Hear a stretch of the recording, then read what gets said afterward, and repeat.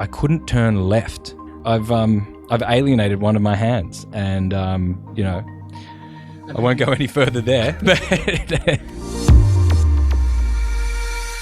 Welcome to Mosaic of China, a podcast about people who are making their mark in China. I'm your host, Oscar Fuchs. Thanks for all the comments on last week's episode with Nini, although I did get a little bit teased for mentioning Linkin Park and punk in the same breath. Yeah, that was dumb. If you were inspired to try your hand at producing your own screen print artwork, then the good news is that we've booked Nini's studio in Shanghai for the afternoon of Saturday, February the 29th. There will be a handful of guests from season 1, and there's room for around 10 listeners to also join. I'll be posting more details on social media, so if you're interested, please watch out for that in the new year. We're on Mosaic of China on Instagram and Facebook, or add me on my WeChat s01e17, and I'll add you to the group there. And so today's episode will be the last one of 2019. In fact, it's the last one of the decade, I guess. So it's quite fitting that the episode being released today is the one with Simon Manetti. As you're listening to Simon reflect on his last 10 years of choices and chances in China, take a moment to think about the forces that brought you to where you are today. You might reflect on your decade as a series of rational, linear decisions. Well, congratulations to you. Personally, I relate more to someone like Simon. Definitely some rational decision-making, but a few irrational ones thrown in, and otherwise a combination of luck, fate, and sheer opportunism. A few quick notes about Simon's story. At one point he uses the phrase QC, this means quality control. He mentions Chaoji Dan, Shihongshi. This is a standard Chinese dish of eggs and tomatoes. And he also mentions ordering Waimai. This just means ordering takeout food. And finally, there was an issue with my mic during this recording, but Simon's was fine, which is lucky, because he is the one with the great voice. Well, thank you, Simon. I'm here with Simon Manetti. You're a former lawyer, and now you're a guru of China retail tech. Totally.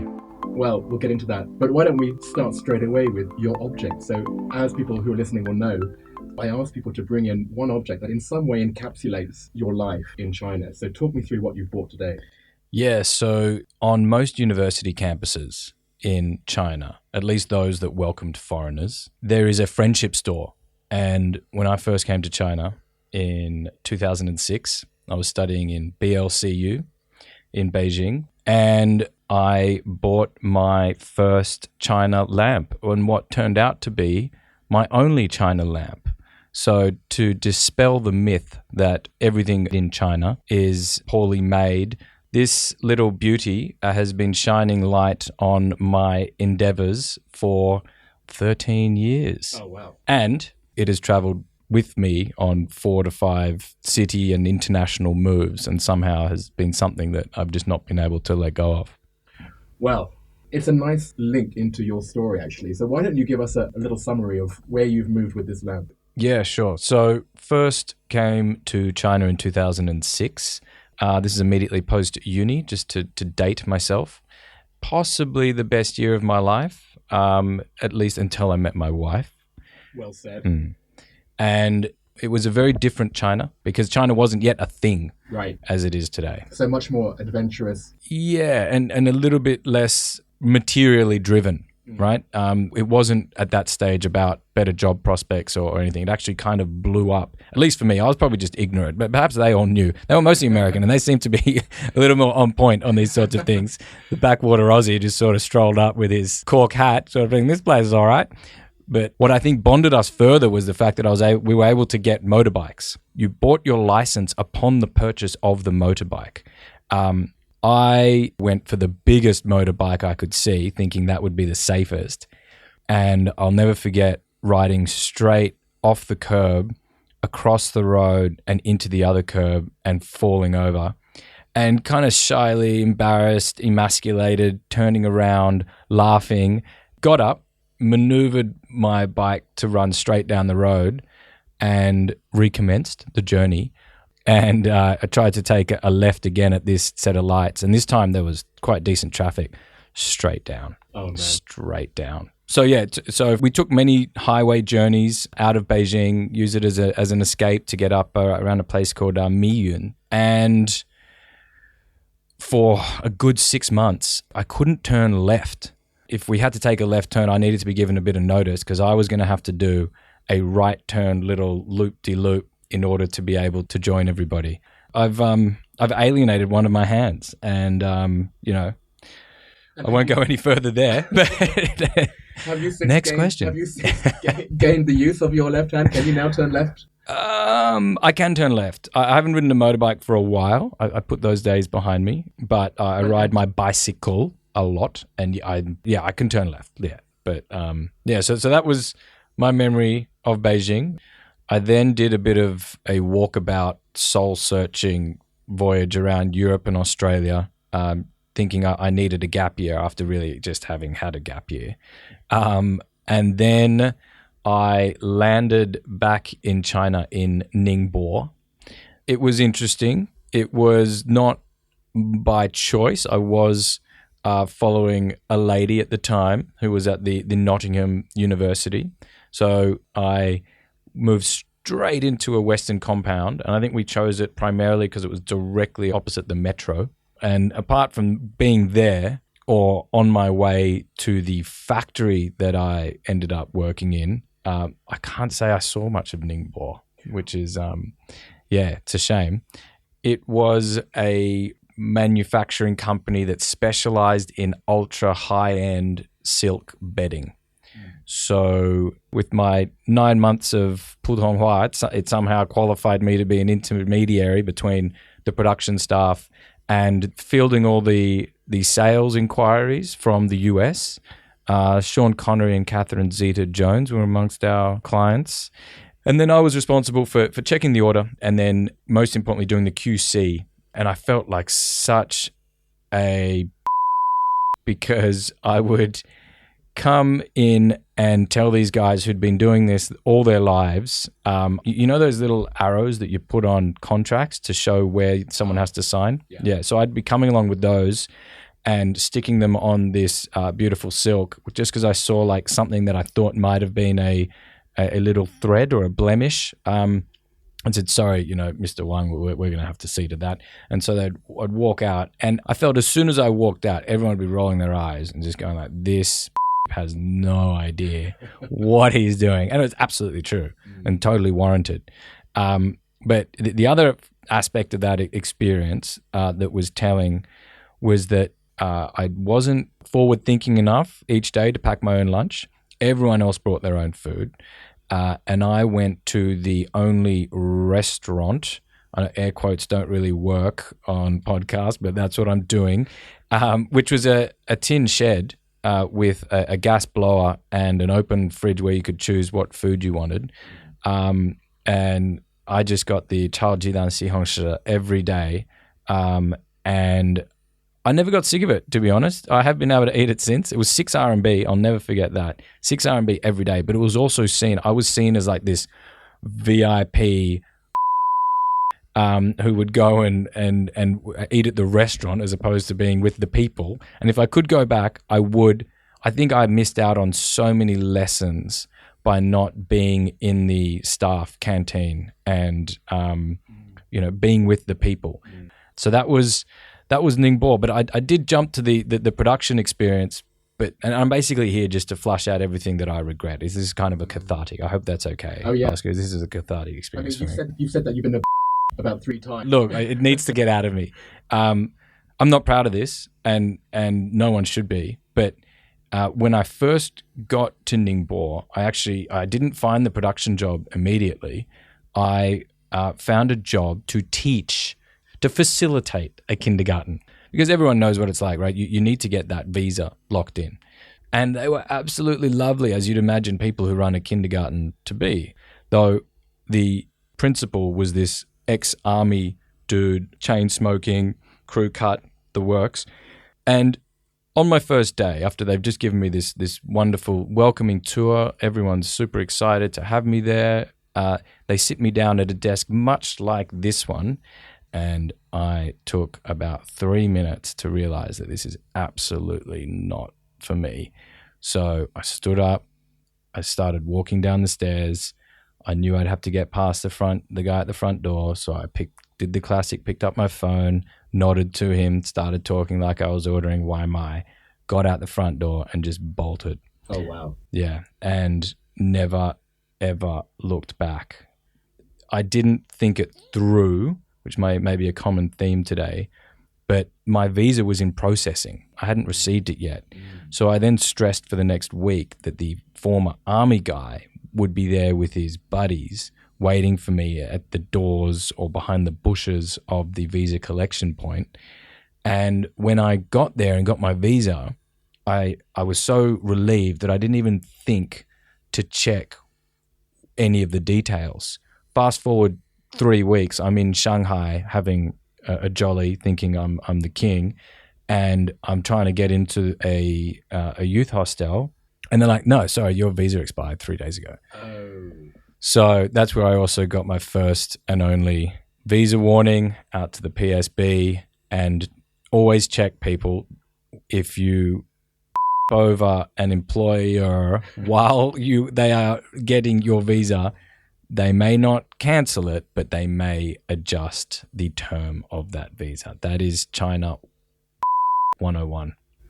I mean, I'd like to feel sorry for you, but I think that was probably the just desserts, right? Yeah.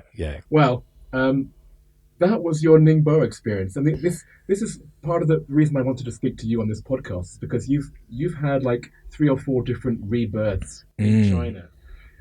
So what was your next renaissance?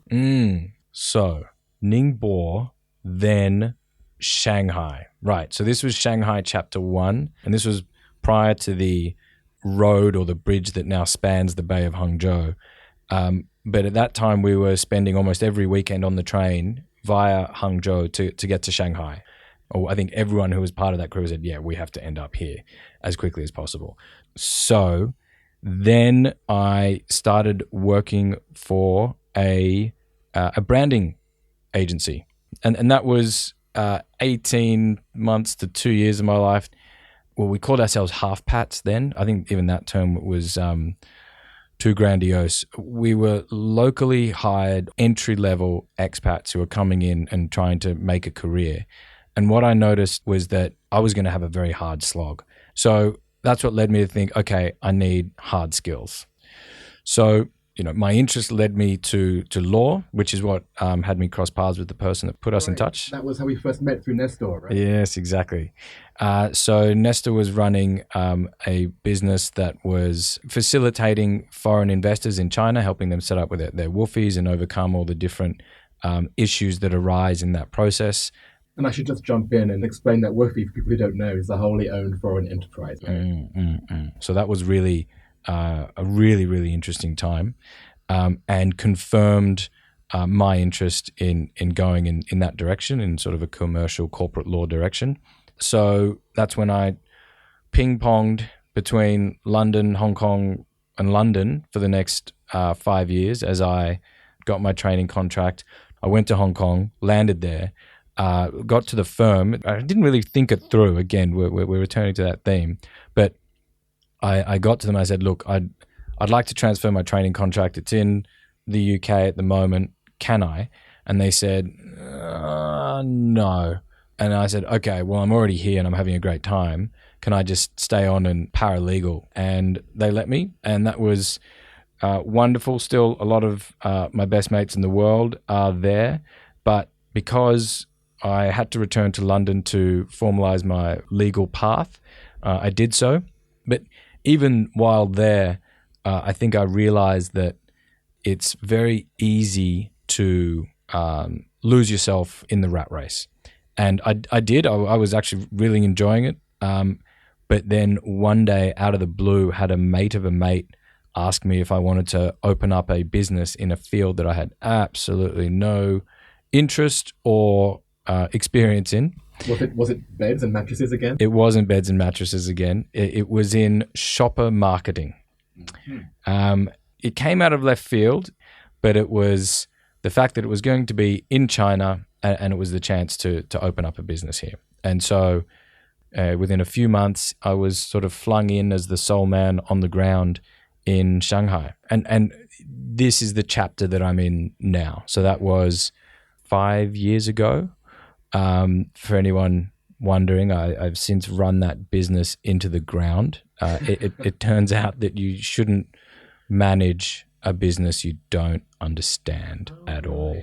Yeah. I'm glad that you've been able to share this wisdom with us. Yeah. And maybe we can just edit everything before that, because that's all people really need to know. Yeah.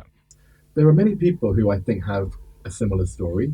You kept saying that the through line was, not thinking things through. But what I would call it is a sense of adventure and a tenacity, and also a humility to do things where maybe there wasn't a direct progression. It was more of a sideways move, but something where it opens up your extra options. You've said that there are things that you do regret, and I can obviously see why. But look at you now. I would say you're in a place where you can look back and say, well, it all happened for a reason. Do you see any advice that you would give particularly, or has it all been just going with the flow? I would say follow your heart, follow your interests, and you'll find these disparate points will be threaded together somehow. That's one point. I think the other thing is you need to have some sort of common thread that's binding your experiences. And for me, there's a fascination with China and being in China that has to drive you forward in whatever you do. If you no longer want to be here, I don't have any advice for you. I'm on the other side, and I don't know why. A lot of people ask me why. It's kind of like being when a partner says, "Why do you love me?" And it's just I don't know, like, you're hot. You make me laugh. I don't know what the equivalent is for China. I think it's that I'm always surprised, and that I think that I guess it's kind of like a drug. You just get addicted to the optimism and the growth and the idea that things are going to get better here and in your life. It's infectious. But I've spoken to some mates who are in my position now and about this, and I am starting to feel like a bit of a gambler, and you start gambling with your time, right? And the chips that are on the table are your sunk costs, because you've already put a few years in, but now you feel that you have to get a return for those years you've already invested in China. And I think this is a critical point that people don't talk about enough. This idea that, okay, I've been here 10 years, I need to walk away a multimillionaire and never have to work again, right? Or I need to walk away with a really, really cool tattoo. Or I need to know how to kung fu people. So that's definitely that's a plaguing thought at the back of my mind. Like, am I staying here now only because I feel like I should have walked away with more?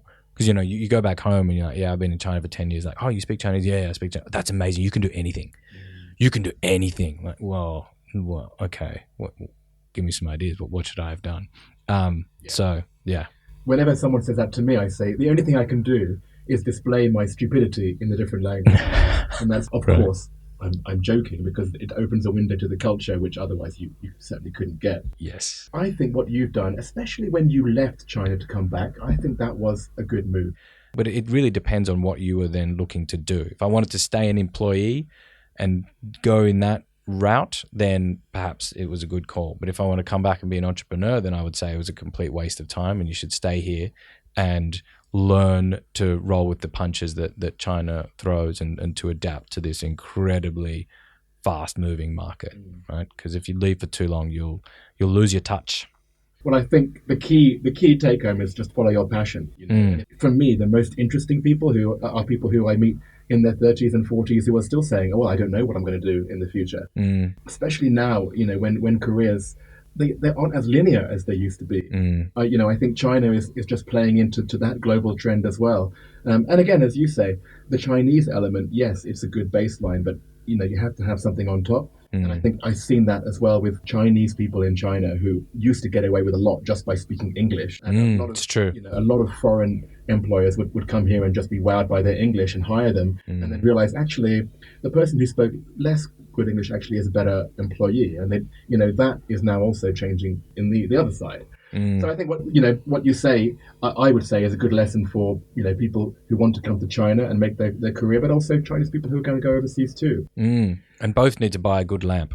Yes, exactly. And the lamp has been on the whole time, making our sound studio all the more comfortable and cozy. So thanks very much. And it's a good through way to talk about our second part of our conversation. Question number 1. What is your favorite China-related fact? There are more English speakers in China than there are in the United States. Oh, wow. Yeah, it's a good reminder of the diligence and the approach to education here, and also a reflection of China's scale. Very good. Number 2. Do you have a favorite word or phrase in Chinese? Yeah. 可遇而不可求. So I think it's because as soon as I learnt it, it came up a lot. I wanted to use it a lot, and even with expats. So what it means is this is something that can be encountered but not be sought after or chased. So this is something you're just going to have to encounter in life and not try to seek it. And when I first learnt it, I was like, oh, okay, there's an English equivalent to this. But then I realized when I tried to translate, there isn't, and it's such a beautiful concept. Does that speak to a certain fatalism that you find here and not in the West? I don't know. Number 3, what's your favorite destination within China? Hong Kong. Oh, nice. Yeah. Simon's giving me a wry smile, so yeah, I can just visualize the parties you've had in Hong Kong. That's what Hong Kong is. Knowing nods. Yeah. Right. If you left China, what would you miss the most and what would you miss the least?